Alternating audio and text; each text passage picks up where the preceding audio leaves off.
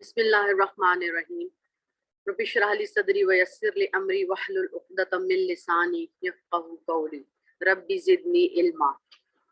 دہرائی پارہ نمبر 21، پہلا رب، سورۃ العنکبوت، آیت نمبر 45 سے 56۔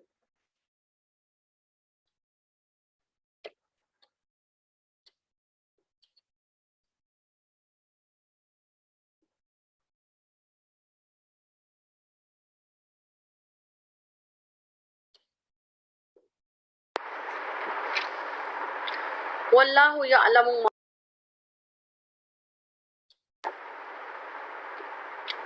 بسم اللہ الرحمن الرحیم اتل ما اوحی الیک من الکتاب، تو پڑھ جو اتری تیری طرف کتاب، یعنی حکم ہو رہا ہے قرآن کی تلاوت کا۔ قرآن کی تلاوت کرتے رہیے تاکہ دل مضبوط ہو اور تلاوت کا اجر و ثواب بھی حاصل ہو اور اس کے معارف و حقائق کا انکشاف بھی حاصل ہو، اور دوسرے لوگ اسے سن کر اس کے نصیحتوں سے اور اس کے علوم سے اور اس کی برکات سے فائدہ حاصل کر سکیں، اور جو نہ مانے ان پر خدا کی حجت تمام ہو اور دعوت اور اصلاح کا کام انجام پاتا رہے۔ وَأَقِمِ الصَّلَاةَ، اور قائم رکھ نماز، ان الصَّلَاةَ تنہا عن الفحشاء والمنکر، بے شک نماز روکتی ہے بے حیائی اور بری بات سے۔ نماز کا برائیوں سے روکنا دو معنی میں ہو سکتا ہے۔ ایک یہ کہ یعنی نماز میں اللہ تعالیٰ نے خاصیت اور تاثیر یہ رکھی ہے کہ نمازی کو گناہوں اور برائیوں سے روک دے، جیسے کہ دوا کا استعمال کرنا مرض کو روکتا ہے، لیکن اس کے لیے ضروری ہے کہ دوا کو ایک خاص مقدار میں اور خاص شرائط کے ساتھ استعمال کیا جائے، یعنی ایسی چیزوں کا استعمال اس کے ساتھ نہ کیا جائے جو اس کی خاصیت کے منافی ہوں۔ نماز جو دوا کی خاصیت کے منافی ہوں، تو نماز بھی کیونکہ ایک قوی تاثیر دوا ہی کی طرح ہے جو روحانی بیماریوں کا علاج کرتی ہے اور اس کو روکنے میں اکثریت کا حکم رکھتی ہے، تو ضرورت اسی چیز کی ہے کہ اس کو ٹھیک مقدار میں صحیح طریقے سے احتیاط کے ساتھ اختیار کیا جائے، اور اس کے بعد مریض خود محسوس کرے گا کہ نماز کس طرح اس کی پرانی بیماریوں اور برسوں کے روگ کو دور کر دیتی ہے۔ اور دوسرے معنی یہ ہو سکتے ہیں کہ نماز کا برائیوں سے روکنا ایسے ہی کہ نماز کی ہر ایک حیت اور اس کا ہر ایک ذکر اس چیز کا متقاضی ہے کہ انسان جو ابھی بارگاہ الہی میں اپنی بندگی اور فرما برداری کا اظہار اور اقرار کر کے آتا ہے، تو اس کے نماز کی کیفیت سے باہر آنے کے بعد بھی وہ بدعہدی نہ کرے، شرارت نہ کرے اور اس شہنشاہ مطلق کے احکام سے منحرف نہ ہو۔ لہٰذا نماز جو ہے وہ 5 وقت انسان کو حکم دیتی ہے کہ بندگی اور غلامی کا دعویٰ کرنے والے انسانوں کی طرح اور واقعی بندوں اور غلاموں کی طرح رہے، اور نماز بے شک بے حیائی اور شرارت اور سرکشی سے روکتی اور منع کرتی ہے۔ اگر انسان باز نہ آئے تو یہ ایک الگ چیز ہے۔ وَلَذِكْرُ اللَّهِ أَكْبَرُ، اور اللہ کی یاد سب سے بڑی ہے۔ یعنی نماز برائی سے کیوں نہ روکے جبکہ وہ اللہ تعالیٰ کو یاد کرنے کی بہترین صورت ہے۔ اللہ کی یاد بہت بڑی چیز ہے، یہ وہ چیز ہے جسے نماز، جہاد اور تمام عبادات کی روح کہہ سکتے ہیں۔ یہ نہ ہو تو عبادت بالکل ایسی ہے جیسے بے روح جسم اور چند الفاظ کا مجموعہ، تو جن کی کوئی حیثیت نہیں ہے۔ تو اللہ کا ذکر ہی ہے جو کہ تمام تر عبادات کی بنیادی چیز ہے اور اس کی ہر ایک عبادت کی روح ہے۔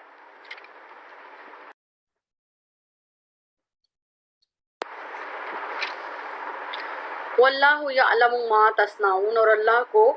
خبر ہے جو تم کرتے ہو، یعنی جو آدمی جس قدر خدا کو یاد رکھتا ہے یا نہیں رکھتا تو اللہ تعالیٰ سب جانتا ہے، لہٰذا ذاکر اور غافل میں سے ہر ایک کے ساتھ اس کا معاملہ بھی جدا گانا ہوگا۔ وَلَا تُجَادِلُوا أَهْلَ الْكِتَابِ إِلَّا بِالَّتِي هِيَ أَحْسَنُ إِلَّا الَّذِينَ ظَلَمُوا مِنْهُمْ، اور جھگڑا نہ کرو اہل کتاب سے مگر اس طرح پر جو بہتر ہو، مگر جو ان میں بے انصاف ہیں، یعنی مشرکوں کا دین جو ہے وہ ظاہر ہے کہ جڑ سے الگ ہے، غلط ہے، اور اہل کتاب کا دین اصل میں تو وہ سچا دین تھا، تو ان سے اس طرح مت جھگڑو جیسے کہ جڑ سے ان کی بات کاٹنے لگو، بلکہ نرمی، متانت، خیر خواہی اور صبر تحمل سے واجبی طریقے سے بات سمجھاؤ۔ البتہ جو ان میں بے انصافی اور دشمنی اور ہٹ دھرمی پر تل جائے تو اس کے ساتھ مناسب سختی کا برتاؤ کر سکتے ہو۔ تو یہاں پر اس چیز کا ذکر ہے۔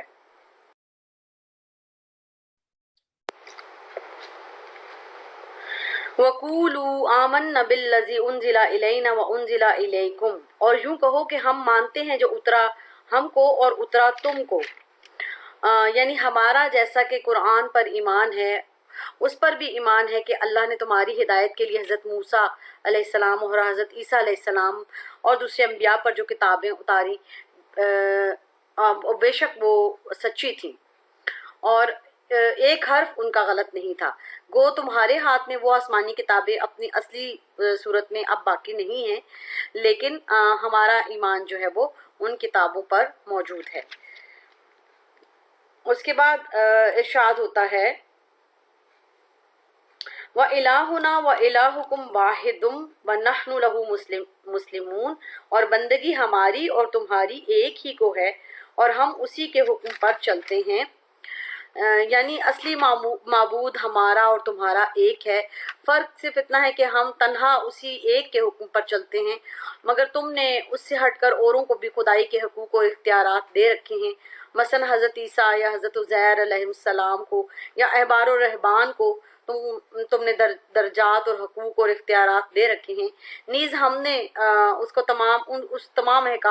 تمام احکامات کو مانا، سب پیغمبروں کی تصدیق کی، سب کتابوں کو برحق سمجھا، اس کے آخری حکم کے سامنے سر تسلیم جھکا دیا، لیکن تم نے کچھ مانا کچھ نہ مانا اور آخری صداقت سے منکر ہو گئے ہو۔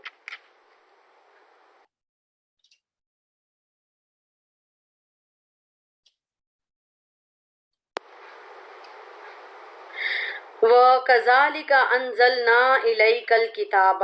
اور ویسی ہی ہم نے اتاری تجھ پر کتاب،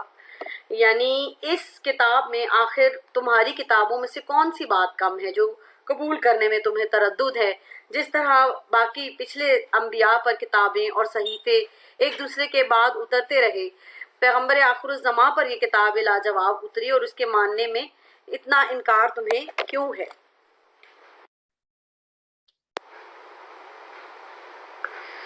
فَالَّذِينَ آتَيْنَاهُمُ الْكِتَابَ يُؤْمِنُونَ بِهِ، سو جن کو ہم نے کتاب دی ہے وہ اس کو مانتے ہیں، وَمِنْ هَٰؤُلَاءِ مَن يُؤْمِنُ بِهِ، اور ان مکہ والوں میں سے بھی بعض ہیں جو اس کو مانتے ہیں، وَمَا يَجْحَدُ بِآيَاتِنَا إِلَّا الْكَافِرُونَ، اور منکر وہی ہیں ہماری باتوں سے جو نافرمان ہیں، یعنی جن اہل کتاب نے اپنی کتاب ٹھیک سمجھی وہ اس کتاب کو بھی مانیں گے اور انصافاً ماننا چاہیے، چنانچہ ان میں جو کہ منصف ہیں، جو اس کی صداقت دل سے تسلیم کرتے ہیں، اور نہ صرف پہلے کتاب بلکہ بعض عرب کے لوگ بھی جو سابقہ کتب کا کوئی علم نہیں رکھتے اس قرآن کو مانتے جا رہے ہیں۔ حقیقت میں قرآن کی صداقت کے دلائل اس قدر روشن ہیں کہ سوائے اس کے جو سخت نافرمان ہے کوئی اس کو تسلیم کرنے سے انکار نہیں کر سکتا۔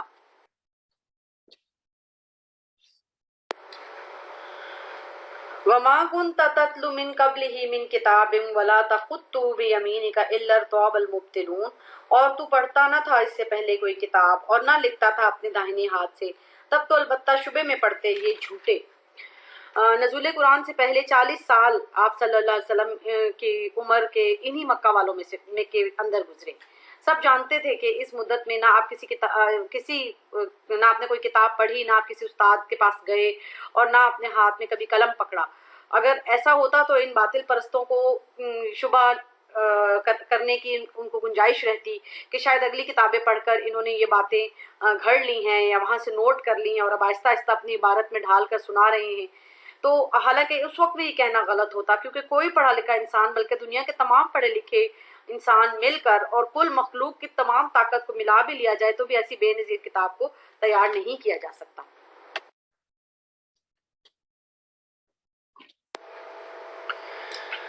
بل ہوا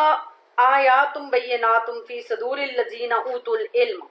بلکہ یہ قرآن تو آیتیں ہیں صاف ان لوگوں کے سینوں میں جن کو ملی ہے سمجھ، یعنی پیغمبر صلی اللہ علیہ وسلم نے کسی سے پڑھا لکھا نہیں بلکہ یہ وہی جو ان پر آئی ہمیشہ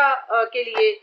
بن لکھے سینہ بسینہ یہ جاری رہے گی، اور اللہ کے فضل سے علماء اور حفاظ اور قراء کے سینے اس کے الفاظ اور معنی کی حفاظت کرتے رہیں گے، اور آسمانی کتابیں اس سے پہلے حفظ نہیں ہوتی تھی، یہ کتاب حفظ ہی سے باقی ہے، اور لکھنا جو ہے وہ اس پر ایک افزود ہے، یعنی ایک زائد چیز ہے، اس کی حفاظت کا ذمہ اللہ تعالیٰ نے لے رکھا ہے، اور یہ جو حفاظ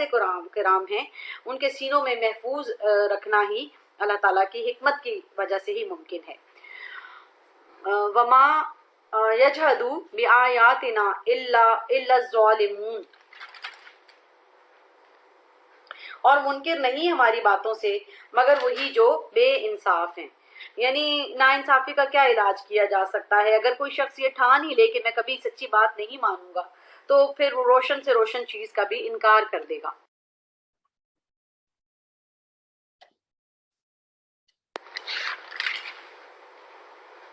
وقالوا لولا انزل علیہ آیات من ربہ، اور کہتے ہیں کیوں نہ اتری اس پر کچھ نشانیاں اس کے رب کی طرف سے۔ قل انما الآیات عند اللہ، کہہ دیجئے کہ نشانیاں تو اللہ کے اختیار میں ہیں۔ وانما انا نذیر مبین، اور میں تو بس سنا دینے والا ہوں کھول کر۔ تو یعنی میرے قبضے میں نہیں کہ جو نشان تم طلب کر رہے ہو وہ میں دکھلا دوں، وہ کسی نبی کی تصدیق اس بات پر موقوف نہیں ہو سکتی کہ، اور نہ ہی میرا یہ کام ہے کہ میں اس کے تمہیں کوئی معجزہ دکھا سکوں اپنے اختیار سے۔ میرا کام تو یہ ہے کہ میں بدی کی نتائج سے تم کو صاف لفظوں میں آگاہ کر دوں۔ یہ اللہ تعالیٰ کا اختیار ہے کہ وہ جو بھی میری تصدیق کے لیے جو نشان چاہے دکھلا دے، یہ اس کے اختیار میں ہے۔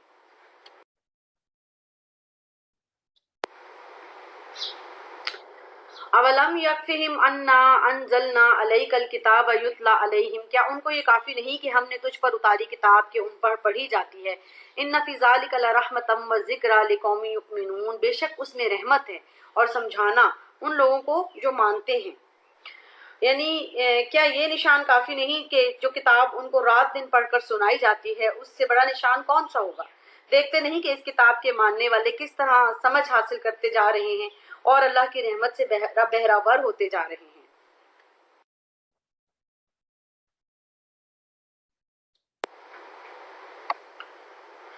قل کفا باللہ بینی و بینکم شہیدا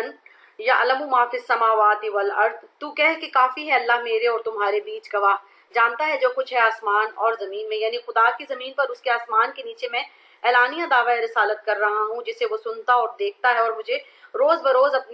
مجھے اور میرے ساتھیوں کو غیر معمولی طریقے سے بڑھا رہا ہے، اور برابر میرے دعوے کی فعلی تصدیق کرتا ہے۔ میری زبان پر اور میرے ہاتھوں پر قدرت کے وہ نشان ظاہر کیے جاتے ہیں جن کی نظیر اور جن کی مثال پیش کرنے سے تمام جن و انس عاجز ہیں۔ کیا میری صداقت پر اللہ کی یہ گواہی کافی نہیں؟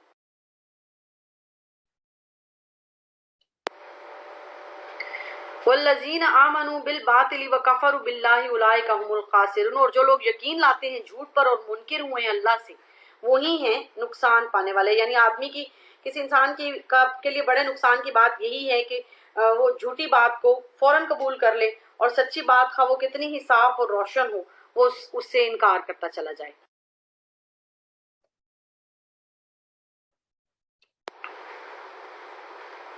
وَيَسْتَعْجِلُونَكَ بِالْعَذَابِ، اور جلدی مانگتے ہیں تجھ سے آفت۔ یعنی اگر باطل پر ہیں تو ہم پر دنیا میں کوئی آفت کیوں نہیں آتی؟ یہ کہتے تھے کہ ہم پر کوئی آفت کیوں نہیں آتی۔ وَلَوْلَا أَجَلٌ مُّسَمًّى لَجَاءَهُمُ الْعَذَابُ، اور اگر نہ ہوتا ایک وعدہ مقرر تو آ پہنچتی ان پر آفت۔ وَلَيَأْتِيَنَّهُمْ بَغْتَةً وَهُمْ لَا يَشْعُرُونَ، اور البتہ آئے گی ان پر اچانک اور ان کو خبر نہ ہوگی۔ یعنی ہر چیز اپنے وقت معین پر آتی ہے، گھبراؤ نہیں، وہ آفت بھی آ کر رہے گی۔ اور اس سے مراد ہے کہ اس امت کا عذاب یہی تھا کہ مسلمانوں کے ہاتھوں سے قتل ہونا اور پکڑے جانا، اور فتح مکہ میں مکہ کے لوگ بے خبر رہے کہ حضور صلی اللہ علیہ وسلم کا لشکر جب ان کے سروں پر آن کھڑا ہوا۔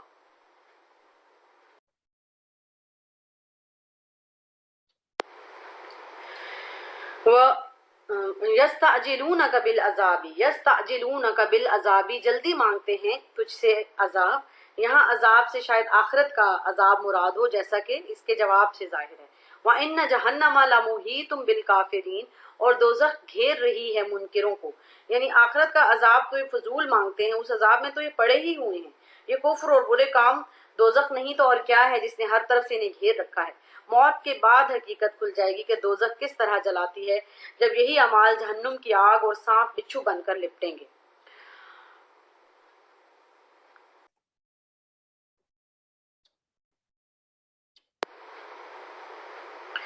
یا عبادی الذین آمنوا ان ارضی واسعۃ فإیایا فاعبدون، اے میرے بندو جو یقین لائے ہو میری زمین کشادہ ہے سو میری بندگی اختیار کرو۔ یعنی یہ مکہ کے کافر اگر تم کو تنگ کرتے ہیں تو یہاں پر اللہ تعالیٰ کا حکم ہو رہا ہے کہ خدا کی زمین، اللہ کی زمین تنگ نہیں، دوسری جگہ پر جا کر اللہ کی عبادت کرو۔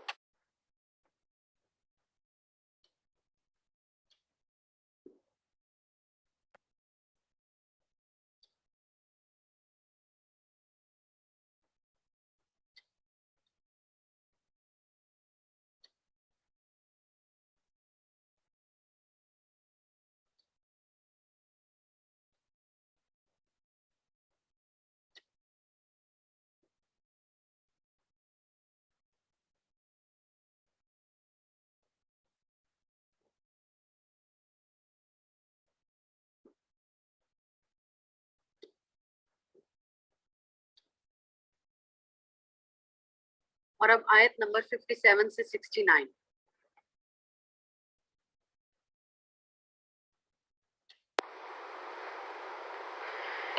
کل نفس ذائقۃ الموت ثم الینا ترجعون،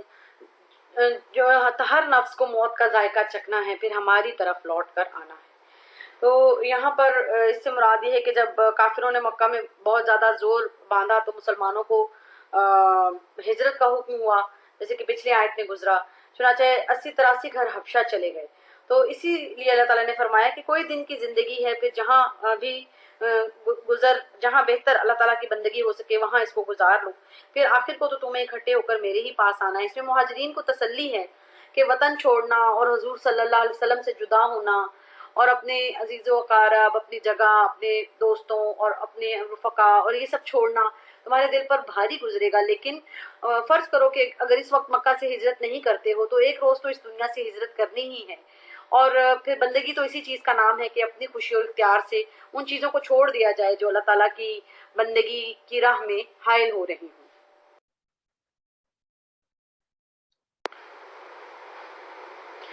والذین آمنوا وعملوا الصالحات لنبوئنہم من الجنۃ غرفا تجری من تحتها الانہار خالدین فیہا نعم اجر العاملین۔ اور جو لوگ یقین لائے اور بھلے کام کیے ان کو ہم جگہ دیں گے جنت کے بالا خانوں میں، ان کے نیچے نہریں بہتی ہوں گی اور سدا رہیں گے ان میں، اور خوب ثواب ملا کام کرنے والوں کو۔ الذین صبروا علی ربہم یتوکلون، اور جنہوں نے صبر کیا اور اپنے رب پر بھروسہ رکھا، یعنی جو صبر و استقلال سے اسلام اور ایمان کی راہ پر جمے رہے اور خدا پر بھروسہ کر کے گھر بار چھوڑ کر وطن سے نکل کھڑے ہوئے، ان کو اس وطن کے بدلے وہ وطن ملے گا اور یہاں کے گھروں سے بہتر گھر دیے جائیں گے۔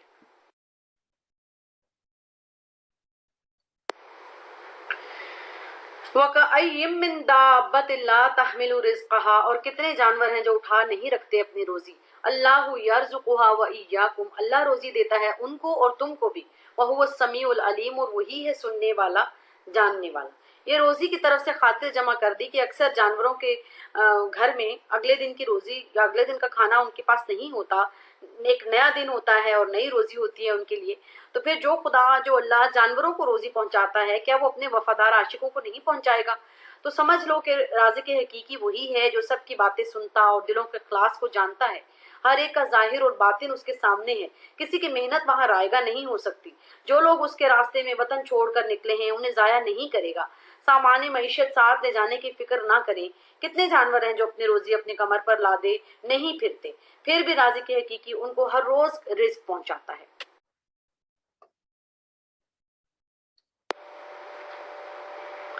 وَلَئِن سَأَلْتَهُم مَّن خَلَقَ السَّمَاوَاتِ وَالْأَرْضَ، اور اگر تم لوگوں سے پوچھو کہ کس نے بنایا آسمان اور زمین کو، وَسَخَّرَ الشَّمْسَ وَالْقَمَرَ، اور کام میں لگایا سورج اور چاند کو، لَيَقُولُنَّ اللَّهُ، تو کہیں گے اللہ نے، فَأَنَّىٰ يُؤْفَكُونَ، پھر کہاں سے الٹ جاتے ہیں۔ یعنی رزق کے تمام اسباب جب اس ایک اللہ نے پیدا کیے ہیں، یہ سب جانتے ہیں، تو پھر اس پر بھروسہ کیوں نہیں کرتے کہ وہ پہنچائے گا بھی، اور مگر وہ اتنا ہی رزق پہنچائے گا جتنا کہ وہ چاہے گا، نہ کہ اتنا جتنا کہ تم چاہو گے۔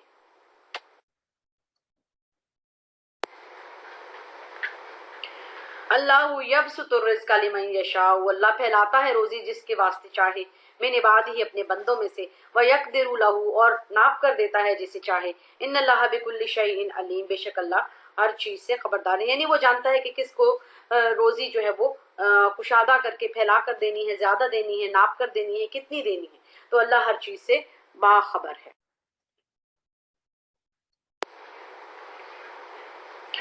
وَلَئِن سَأَلْتَهُم مَّن نَّزَّلَ مِنَ السَّمَاءِ مَاءً فَأَحْيَا بِهِ الْأَرْضَ مِن بَعْدِ مَوْتِهَا، اور جو تو پوچھے ان سے کہ کس نے اتارا آسمان سے پانی پھر زندہ کر دیا اس سے زمین کو اس کے مر جانے کے بعد، لَيَقُولُنَّ اللَّهُ، تو کہیں اللہ نے، قُلِ الْحَمْدُ لِلَّهِ، تو کہہ دیجئے سب خوبی اللہ کو ہے، بل اکثرهم لا یعقلون، پر بہت سے لوگ نہیں سمجھتے۔ یعنی بارش بھی اللہ تعالیٰ ہر کسی پر برابر نہیں برساتا، اور اسی طرح حال بدلتے دیر نہیں لگتی، ذرا سی دیر میں مفلس سے وہ دولت مند بنا سکتا ہے اور دولت مند سے مفلسی پر لا سکتا ہے۔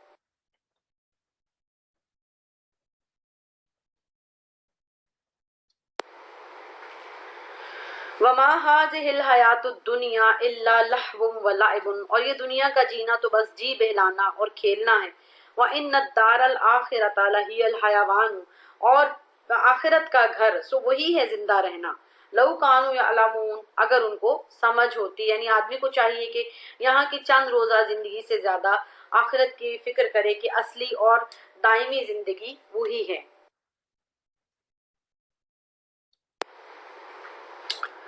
فَإِذَا رَكِبُوا فِي الْفُلْكِ دَعَوُا اللَّهَ مُخْلِصِينَ لَهُ الدِّينَ، پھر جب سوار ہوئے کشتی میں پکارنے لگے اللہ کو خالص اسی پر اعتقاد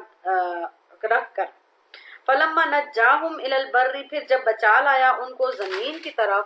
اِذَا هُمْ يُشْرِكُونَ، اسی وقت لگے شریک بنانے، لِيَكْفُرُوا بِمَا آتَيْنَاهُمْ، تاکہ مکرتے رہیں ہمارے دیے ہوئے میں سے، وَلِيَتَمَتَّعُوا، اور مزے اڑاتے رہیں، فَسَوْفَ يَعْلَمُونَ، سو ان قریب جان لیں گے۔ یعنی چاہیے تو یہ تھا کہ ایک انسان دنیا کے مزوں میں پڑھ کر خدا اور آخرت کو فراموش نہ کرتا، لیکن لوگوں کا حال یہ ہے کہ جب کشتی طوفان میں گر جائے تو بڑی عقیدت مندی سے اللہ کو پکارتے ہیں، پھر جہاں آفت سر سے ٹلی اور خشکی پر قدم رکھا تو اللہ کے احسانوں سے مکر کر جھوٹے دیوتاؤں کو پکارنا شروع کر دیا، گویا غرض یہ ہوئی کہ اللہ کی نعمتوں کا انکار کرتے رہے، کفران کرتے رہیں اور دنیا کے مزے اڑاتے رہیں۔ خیر بہتر ہے چند روزہ دل کے ارمان یہ لوگ نکال لیں، ان قریب انہیں پتہ چل جائے گا کہ اس بغاوت اور احسان فراموشی کا نتیجہ کیا نکلتا ہے۔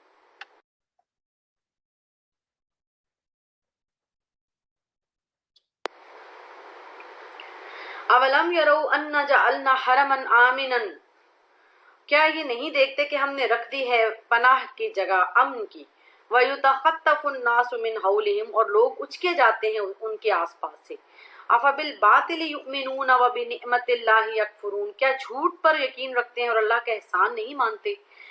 یعنی مکہ کے لوگ اللہ کے گھر کے طفیل دشمنوں سے پناہ میں تھے، حالانکہ سارے ملک عرب میں فساد اور کشت و خون کا بازار گرم تھا، لیکن مکہ والے اس سے محفوظ تھے، اس سے پناہ میں تھے، تو یہ اللہ کے گھر کے طفیل ہی تھا۔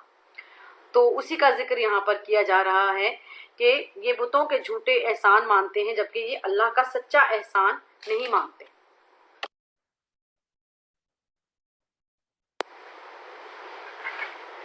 ومن ازلم ممن افترى علی اللہ کذبا، اور اس سے زیادہ بے انصاف کون ہے جو باندھے اللہ پر جھوٹ، او کذب بالحق لما جاءہ، یا جھٹلا دے سچی بات کو جب اس تک پہنچے، الیس فی جہنم مثوی للکافرین، کیا دوزخ میں بسنے کی جگہ نہیں منکروں کے لیے۔ یعنی سب سے بڑی ناانصافی یہ ہے کہ اللہ کا شریک کسی کو ٹھہرایا جائے، یا اس کی طرف وہ باتیں منسوب کی جائیں جو اس کی شان کے لائق نہیں، یا پیغمبر صلی اللہ علیہ وسلم جو سچائی لے کر آئے ہیں اسے سنتے ہی جھٹلانا شروع کر دیا جائے۔ کیا ان ظالموں کو معلوم نہیں کہ منکروں کا ٹھکانہ دوزخ ہے۔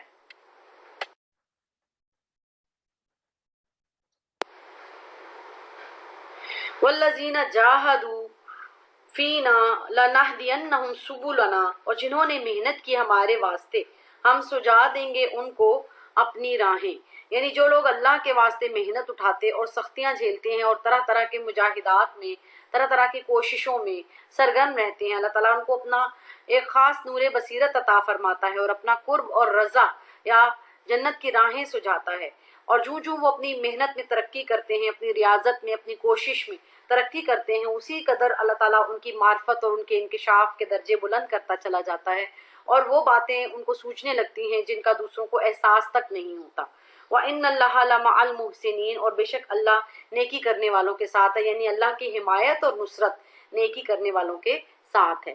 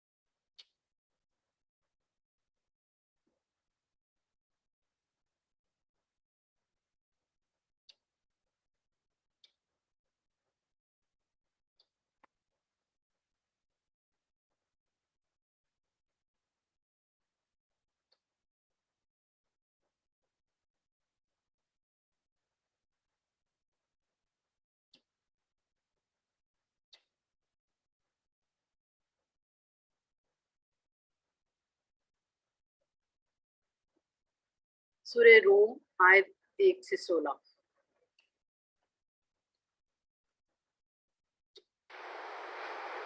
بسم اللہ الرحمن الرحیم۔ سورہ روم۔ الف لام میم غلبت الروم، الف لام میم مغلوب ہو گئی ہیں رومی، فی ادنی الارض ملتے ہوئے ملک میں۔ ادنی الارض ملتے ہوئے ملک یا پاس والے ملک سے مراد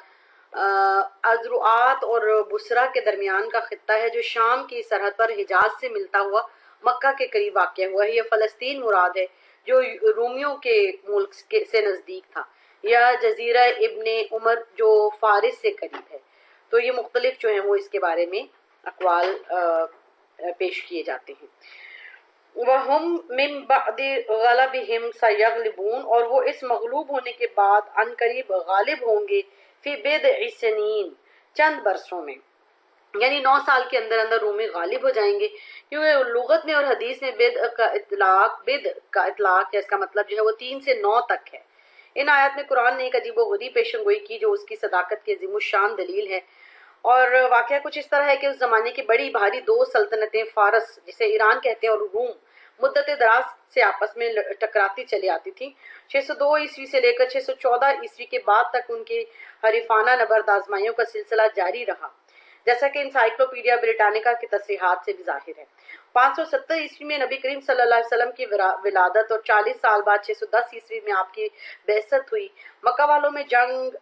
روم اور فارس سے متعلق خبریں پہنچتی رہتی تھیں۔ اسی دوران میں نبی کریم صلی اللہ علیہ وسلم کے دعوی نبوت اور اسلامی تحریک نے ان لوگوں کے لیے ان جنگی خبروں میں خاص دلچسپی پیدا کر دی۔ فارس کے آتش پرست مجوس کو مشرکین مکہ مذہباً اپنے سے نزدیک سمجھتے تھے، اور روم کے نصارہ اہل کتاب ہونے کی وجہ سے مسلمانوں کے بھائی یا کم از کم ان کے قریبی دوست قرار دیے جاتے تھے۔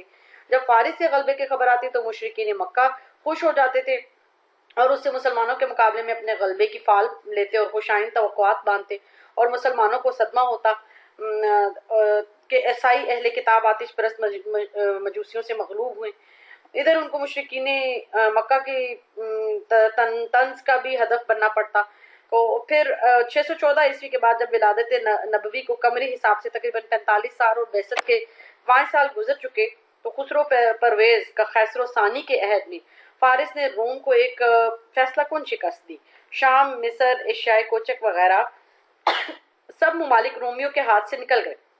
ہرقل قیصر روم کو ایرانی لشکر نے قسطنطنیہ میں پناہ گزین ہونے پر مجبور کر دیا، اور رومیوں کا دارالسلطنت بھی خطرے میں پڑ گیا۔ بڑے بڑے پادری قتل اور قید ہو گئے، اور بیت المقدس سے عیسائیوں کی سب سے زیادہ مقدس صلیب بھی ایرانی فاتحین لے اڑے۔ قیصر روم کا اقتدار بالکل فنا ہو گیا۔ بظاہر اسباب کوئی صورت روم کے ابھرنے اور فارس کے تسلط سے نکلنے کی باقی نہیں رہی۔ یہ حالات دیکھ کر مشرکین مکہ تو خوب خوش ہوئے، مسلمانوں کو چھیڑنا شروع کر دیا، بڑے بڑے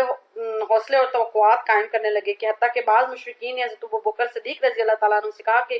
آج ہمارے بھائی ایرانیوں نے تمہارے بھائی رومیوں کو مٹا دیا ہے، کل ہم بھی تمہیں اسی طرح مٹا ڈالیں گے۔ اس وقت قرآن نے سلسلہ اسباب ظاہری کے بالکل خلاف عام اعلان کر دیا کہ بے شک اس وقت رومی فارس سے مغلوب ہو گئے ہیں، لیکن 9 سال کے اندر اندر وہ پھر غالب ہو جائیں گے۔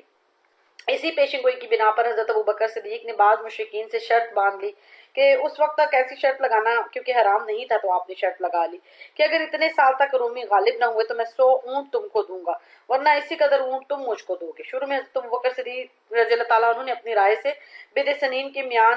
بیعت کچھ کم رکھی تھی۔ بعد میں نبی کریم صلی اللہ علیہ وسلم کے ارشاد سے بدع کے لغوی معنی 9 سال پر معاہدہ ٹھہرا۔ ادھر ہرقل قیصر روم نے اپنی زائل شدہ اقتدار کو واپس لینے کا تہیہ کر لیا، اور منت مانی کہ اگر اللہ تعالیٰ نے مجھ کو فارس پر فتح دی تو ہمس سے پیدل چل کر ایلیا یعنی بیت المقدس تک پہنچوں گا۔ خدا کی قدرت کے قرآنی پیشن گوئی کے مطابق ٹھیک 9 سال کے اندر، یعنی ہجرت کا 1 سال گزرنے پر، عین بدر کے دن، جبکہ مسلمان اللہ کے فضل سے مشرکین پر نمایاں فتح و نصرت حاصل ہونے کی خوشیاں منا رہے تھے، یہ خبر سن کر اور زیادہ مسرور ہوئے کہ رومی اہل کتاب کو اللہ تعالیٰ نے ایران کے مجوسیوں پر غالب فرمایا، اور اس ضمن میں مشرکین مکہ کو مزید دکھ اور تکلیف پہنچی اور نقصان ہوا۔ قرآن کی اس عظیم الشان پیشن گوئی کا مشاہدہ کر کے بہت سے لوگوں نے اسلام قبول کیا، اور حضرت ابوبکر صدیق رضی اللہ تعالیٰ عنہ نے 100 اونٹ مشرکین مکہ سے وصول کیے، جن کے متعلق حضور صلی اللہ علیہ وسلم نے حکم دیا کہ صدقہ کر دیے جائیں۔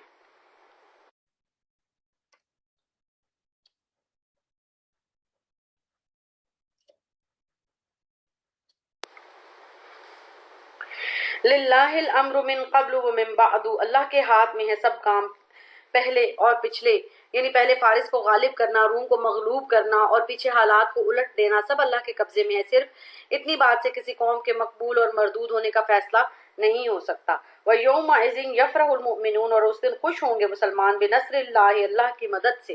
یعنی ایک تو اس دن اپنی فتح کی خوشی، اس پر مزید خوشی یہ ہوئی کہ رومی اہل کتاب جو نسبتاً مسلمانوں سے قریب تھے اور فارس کے مجوسیوں پر غالب آئے، قرآن کی پیشن گوئی کے صدق کا لوگوں نے مشاہدہ کیا اور کفار مکہ کو ہر طرح کی ذلت نصیب ہوئی۔ ینصروا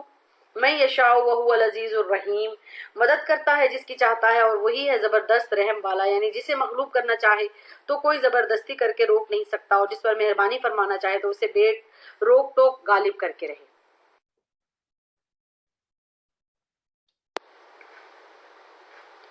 وعد اللہ لا یخلف اللہ وعدہ، اللہ کا وعدہ ہو چکا، خلاف نہیں کرے گا اللہ اپنا وعدہ۔ ولیکن اکثر الناس لا یعلمون، لیکن بہت لوگ نہیں جانتے، یعنی اکثر لوگ نہیں سمجھتے کہ غالب یا مغلوب کرنے میں اللہ تعالیٰ کی کیا کیا حکمتیں، اور یہ کہ قدرت جب کوئی کام کرنا چاہے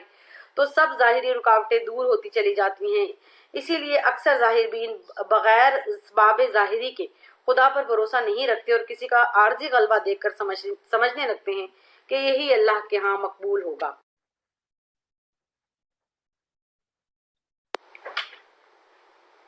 یعلمون ظاہرا من الحیات الدنیا وہم عن الآخرۃ ہم غافلون، جانتے ہیں ظاہری طور پر دنیا کے جینے کو اور وہ لوگ آخرت کی خبر نہیں رکھتے، یعنی یہ لوگ دنیاوی زندگی کی ظاہری سطح کو جانتے ہیں، یہاں کی آسائش آرائش، کھانا پینا، پہننا اوڑھنا، پیسہ کمانا، مزے اڑانا، بس یہی ان کے علم اور تحقیق کی انتہا ہے۔ اس کی خبر ہی نہیں کہ اس زندگی کی تہ میں ایک دوسری زندگی کا راز چھپا ہوا ہے، جہاں پہنچ کر اس دنیاوی زندگی کے بھلے اور برے نتائج سامنے آئیں گے۔ ضروری نہیں کہ جو شخص یہاں خوشحال نظر آتا ہے وہاں بھی خوشحال رہے۔ آخرت کا معاملہ تو دور ہے، اگر اسی دنیا میں دیکھ لیا جائے تو ایک قوم یا ایک شخص جو کبھی اس دنیا میں عروج حاصل کرتا ہے لیکن اس کا آخری انجام ضروری نہیں کہ وہ عروج پر ہی ہو، وہ ذلت اور ناکامی پر بھی ہو سکتا ہے۔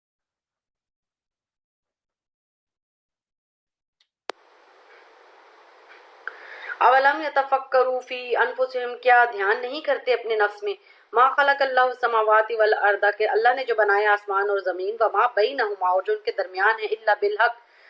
ٹھیک حق کے ساتھ، واجل مسمى، اور وعدہ مقرر وقت کے ساتھ۔ یعنی یہ جو کائنات ہے اس کا اتنا زبردست نظام اللہ تعالیٰ نے بیکار پیدا نہیں کیا، اس کا ضرور ایک مقصد ہے۔ یہ کب تک چلے گی اور اس کے جو تغیرات ہیں اس پہ غور کرنے سے پتہ چلتا ہے کہ اس کی کوئی حد اور انتہا ضرور ہے،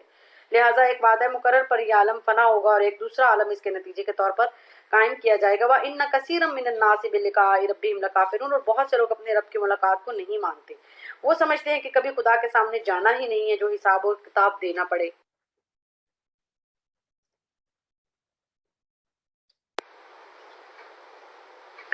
اولم یسیروا فی الارض، کیا انہوں نے سیر نہیں کی ملک کی، فینظروا کیف کان عاقبۃ الذین من قبلہم، جو دیکھیں انجام کیسا ہوا ان سے پہلوں کا، کانوا اشد منہم قوۃ، تھے ان سے زیادہ زور میں، وآثار الارض، اور جوتا انہوں نے زمین کو، وعمروها، اور بسایا اس کو، اکثر ان کے بسانے سے زیادہ، مما عمروها، ان کے بسانے سے زیادہ، وجاءتهم رسلهم بالبینات، اور پہنچے ان کے پاس رسول ان کا حکم لے کر، ان کے لیے کھلے حکم لے کر، یعنی بڑی بڑی طاقتیں جو طاقتور تھیں، قوتیں تھیں، مثلا عاد اور سمود وغیرہ، جنہوں نے زمین کو بو کر، اس کو جوت کر لالا و گلزار بنایا، اسے کھود کر چشمے اور کانیں نکالی، ان منکرین سے بڑھ کر انہوں نے تمدن کو ترقی دی تھی، لمبی عمریں پائیں، زمین کو ان سے زیادہ آباد کیا تھا، وہ آج کہاں ہیں؟ جب اللہ کے پیغمبر کھلے نشان اور احکام لے کر آئے اور انہوں نے تکذیب کی تو کیا نہیں سنا کہ ان کا انجام کیا ہوا تھا؟ ان کا ذکر کس طرح قرآن میں موجود ہے کہ ان کا انجام کیا ہوا تھا اور کس طرح تباہ و برباد کیے گئے تھے۔ ان کے ویران کھنڈر آج بھی ملک میں چل پھر کر دیکھے جا سکتے ہیں، کیا ان میں ان بے فکروں کے لیے کوئی عبرت نہیں ہے؟ فما کان اللہ لیظلمہم، تو اللہ نہ تھا ان پر ظلم کرنے والا، ولیکن کانوا انفسہم یظلمون، لیکن وہ اپنے نفسوں پر ظلم کرنے والے تھے، یعنی اللہ تعالیٰ کی بارگاہ میں تو ظلم کا امکان نہیں، انہوں نے خود اپنے آپ پر یہ ظلم کیا۔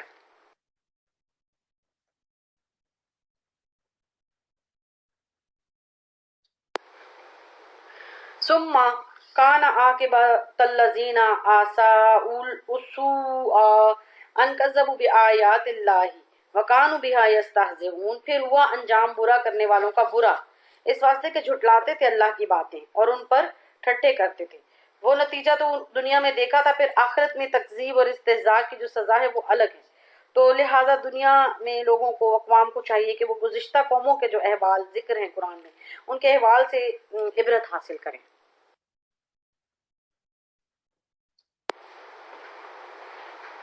अल्लाह यब्दउल खल्का, अल्लाह बनाता है पहली बार, सुम्मा युईदुहु, फिर उसको दोहराएगा, सुम्मा इलैहि तुरजऊन, फिर उसी की तरफ फिर जाओगे। व यौम तक़ूमुस साअतु, और जिस दिन बर्पा होगी क़यामत, युबलिसुल मुजरिमून, आज तोड़ जाएंगे, मायूस हो जाएंगे मुजरिमीन या गुनहगार। वलम यकुल लहुम मिन शुरकाइहिम शुफाआउ, और ना होंगे उनके शरीकों में कोई उनके सिफारिश करने वाले। व कानू बिशुरकाइहिम काफिरीन, और वो हो जाएंगे अपने शरीकों से मुनकिर, यानी जिनको वो अल्लाह का शरीक बनाते थे, और जब वो वक्त पर काम नहीं आएंगे तो मुनकिर होकर फिर ये कहने लगेंगे कि अल्लाह की कसम हम मुशरिक न थे।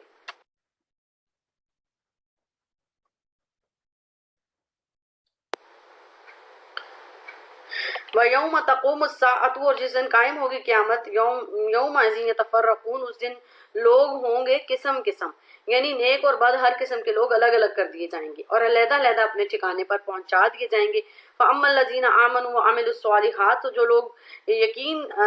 ईमान लाए और नेक अमल किए, फ़हुम फ़ी रौज़तिन युहबरून, सो बाग में होंगे और उनकी आओ भगत होगी, यानी इनाम व इकराम से नवाजे जाएंगे और ये उनकी नेकियों का ठिकाना होगा।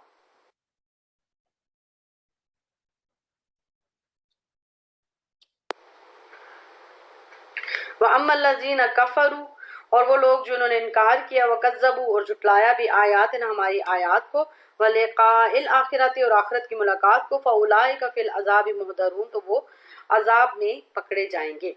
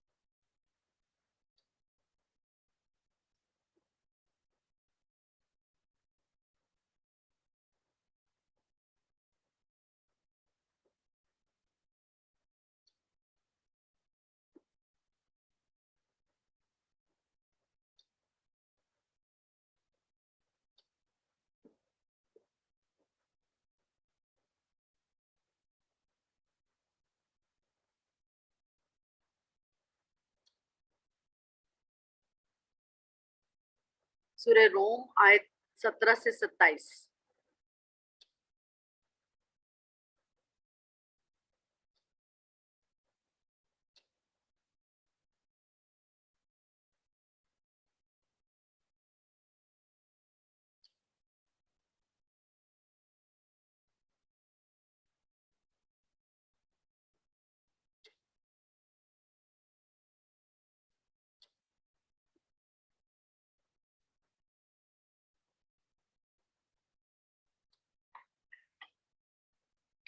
फसुब्हानल्लाहि हीना तुमसून व हीना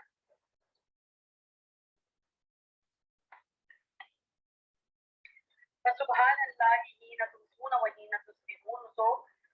पाक अल्लाह की याद करो जब शाम करो और जब सुबह करो। वलहुल हम्दु फिस समावाति वल अर्दि व अश्य्युम व हीना तुज़हिरून, और उसी की खूबी है आसमान में और जमीन में, और पिछले वक्त जब दोपहर। यानी अगर जन्नत चाहते हो तो अल्लाह ताला की याद करो, जो दिल से, जबान से और आजाद से सबसे होती है, और नमाज में ये तीनों किस्म की याद जमा कर दी गई है।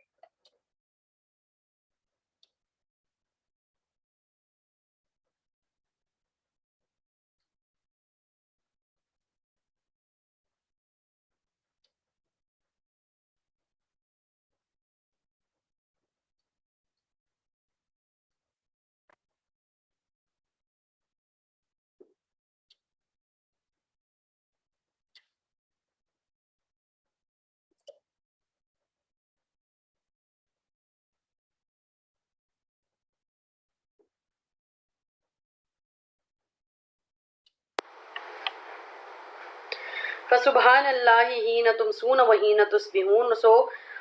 پاک اللہ کی یاد کرو جب شام کرو اور جب صبح کرو۔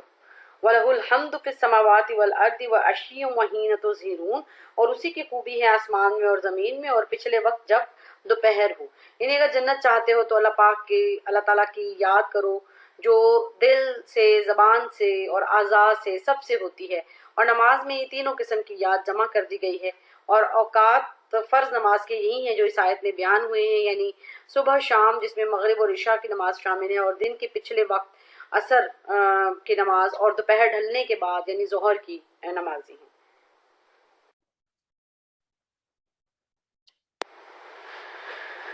یخرج الحی من المیت ویخرج المیت من الحی ویحیی الارض بعد موتها، نکالتا ہے زندہ کو مردہ سے اور نکالتا ہے مردہ کو زندہ سے، اور زندہ کرتا ہے زمین کو اس کے مرنے کے بعد۔ وَكَذَلِكَ تُخْرَجُونَ، اور اسی طرح تم نکالے جاؤ گے، یعنی انسان کو نطفے سے، نطفے کو انسان سے، مومن کو کافر سے، کافر کو مومن سے پیدا کرتا ہے، اور زمین جب خشک ہو کر مر جاتی ہے تو رحمت کے پانی سے پھر زندہ کر کے سرسبز و شاداب کر دیتا ہے۔ غرض موت اور حیات حقیقی ہو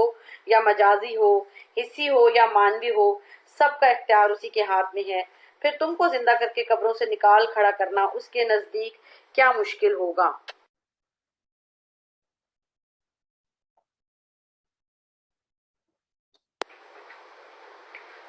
وَمِنْ آيَاتِهِ أَنْ خَلَقَكُم مِّن تُرَابٍ ثُمَّ إِذَا أَنْتُمْ بَشَرٌ تَنْتَشِرُونَ، اور اس کی نشانیوں سے ہے یہ کہ تم کو بنایا مٹی سے، پھر اب تم انسان ہو زمین میں پھیلے پڑے۔ یعنی آدم کو مٹی سے بنایا، پھر دیکھو قدرت نے اسے کتنا پھیلایا کہ ساری زمین پر اس کی ذریت چھا گئی، اور زمین میں پھیل کر کیسی کیسی عجیب و غریب ہوشیاریاں اس مٹی کے پتلے نے دکھائیں۔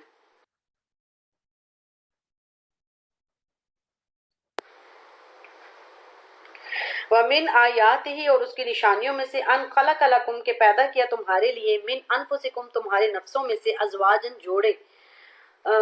لتسکنوا، تاکہ تم سکون پاؤ یا تم چین سے رہو، الیہا، ان کے پاس، وجعل بینکم، اور رکھا تمہارے درمیان، مودتم و رحمت، مودت یعنی پیار اور رحمت اور مہربانی، ان فی ذالک، بے شک اس میں، لآیۃ لقوم یتفکرون، اس قوم کے لیے نشانیاں ہیں جو غور و فکر کرتی ہے۔ یعنی اول مٹی سے ایک آدم کو پیدا کیا، پھر اس کے اندر سے اسی کا جوڑا نکالا تاکہ اس سے انس اور چین حاصل کرے، اور پیدائشی طور پر دونوں صنفوں کے درمیان خاص قسم کی محبت اور پیار رکھ دیا تاکہ ازدواج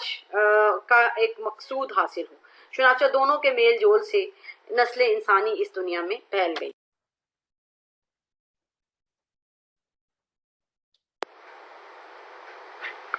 وَمِنْ آیاتہ، اور اس کی نشانیوں میں سے، خلق السماوات والارض، زمین و آسمان کی پیدائش، واختلاف السنتکم، اور طرح طرح کی بولیاں تمہاری، والوانکم، اور رنگ،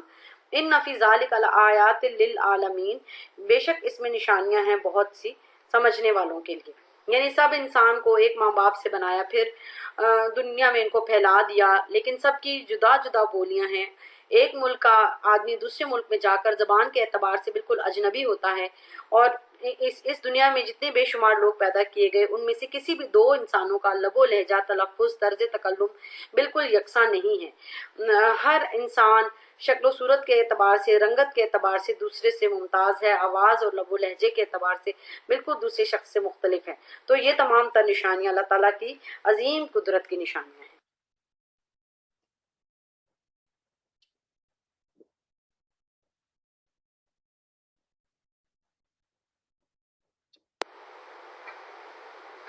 وَمِنْ آیاتہ، اور اس کی نشانیوں میں سے ہے، یُریکُکُم، جو دکھاتا ہے تمہیں، البرق، بجلی، خوفم وطمعا، ڈر اور امید کے لیے، وَيُنَزِّلُ مِنَ السَّمَاءِ، اور اتارتا ہے آسمان سے پانی، فَيُحْيِي، پھر زندہ کرتا ہے، بِهِ الْأَرْضَ، اس کے ساتھ زمین کو، بَعْدَ مَوْتِهَا، اس کی موت کے بعد، إِنَّ فِي ذَلِكَ لَآيَاتٍ لِقَوْمٍ يَعْقِلُونَ، اس میں بے شک نشانیاں ہیں اس قوم کے لیے جو عقل رکھتی ہے۔ یعنی بجلی کی چمک دیکھ کر لوگ ڈرتے ہیں کہ کہیں کسی پر گر نہ جائے اور بارش زیادہ نہ ہو جائے جس سے جان اور مال کا نقصان ہو، اور امید بھی رکھتے ہیں کہ بارش ہو تو دنیا کا کام چلے، اور اس مسافر بھی اندھیرے میں اس کی چمک سے فائدہ اٹھاتے ہیں کہ کچھ دور تک ان کو راستہ نظر آ جائے، لیکن کبھی خوف کھا کر گھبراتے بھی ہیں۔ تو یہ تمام تر نشانیاں اللہ تعالیٰ کی قدرت کی ہیں۔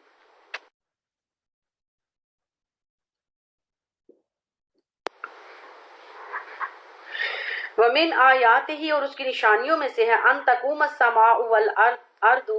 کہ کھڑا ہے آسمان اور زمین بھی امر ہی اس کے حکم سے ثم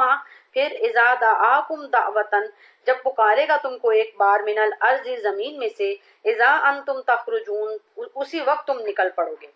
یعنی پہلے زمین اور آسمان کی پیدائش کا ذکر کیا گیا تھا اور یہاں اس آیت میں ان کی اس زمین و آسمان کی بقا اور ان کے قیام کے بارے میں حکم آیا ہے کہ ان کی مجال نہیں کہ کوئی اپنے مرکز ثقل سے ہٹ جائے یا ایک دوسرے پر گر کر نظام کائنات کو درہم بھرم کر دے. یعنی زمین و آسمان جب تک اس کا حکم ہے قائم رہیں گے. پھر جب تک جس وقت دنیا کی میعاد پوری ہو جائے گی اللہ تعالیٰ کی ایک پکار پر تم سب قبروں سے نکلے چلے آؤ گے میدان حشر کی طرف.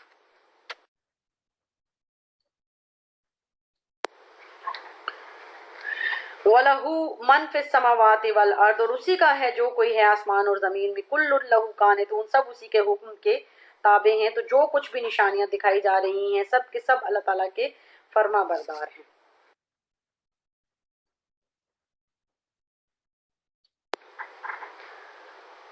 وَهُوَ الَّذِي اور وہ اللہ وہ ذات ہے يَبْدَأُ الْخَلْقَ جو پیدا کرتا ہے پہلی بار ثم پھر يُعِيدُهُ اس کو دہرائے گا وَهُوَ أَهْوَنُ عَلَيْهِ اور وہ آسان ہے اس پر. یعنی پہلی بار تخلیق کرنا کسی بھی چیز کو یہ مشکل ہوتا ہے جبکہ دوسری بار تخلیق کرنا مشکل نہیں ہوتا. تو اے انسانوں تم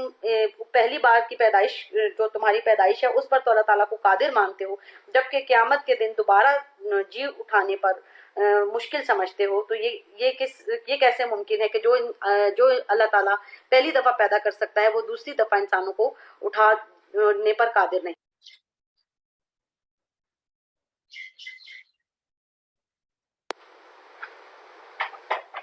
وَلَهُ الْمَثَلُ الْأَعْلَى اور اس کی شان سب سے اوپر ہے. فِي السَّمَاوَاتِ وَالْأَرْضِ آسمان اور زمین میں وہ سب سے بلند شان اور مرتبے والا ہے اور تمام مخلوقات کی تخلیق اور ان کو دوبارہ جی اٹھانے پر قادر ہے. وَهُوَ الْعَزِيزُ الْحَكِيمُ اور وہ زبردست حکمتوں والا ہے. وَمَا عَلَيْنَا إِلَّا الْبَلَاغُ الْمُبِينُ.